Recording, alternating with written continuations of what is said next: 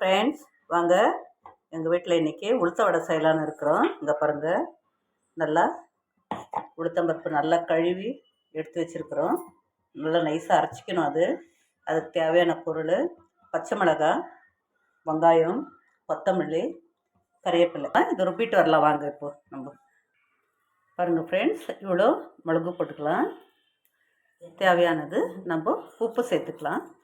கொஞ்சம் உப்பு சேர்த்துக்கலாம். இன்னும் கொஞ்சோண்டு உப்பு, ஒரு 2 டீஸ்பூன் நம்ம அரிசி மாவு சேர்த்துக்கலாம்.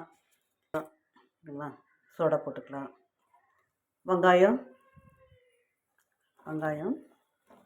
கறிவேப்பிலை, கொத்தமல்லி, பச்சை மிளகாய் இவ்வளோ போட்டு நம்ம கலந்துக்கலாம். வாங்க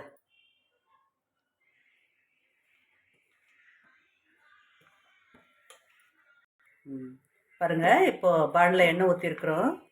கொஞ்சம் ஃப்ரெண்ட்ஸ் நல்லா செவக்க வேவர மட்டும் விடலாம். நம்ம பாருங்கள் ஃப்ரெண்ட்ஸ், இந்த மாதிரி நல்லா செவந்து வரும்போது நம்ம எடுத்துக்கணும்.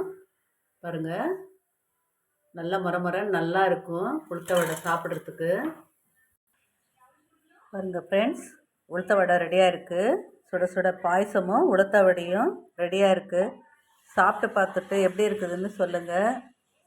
லைக் பண்ணுங்கள், ஷேர் பண்ணுங்கள், கமெண்ட் பண்ணுங்கள்.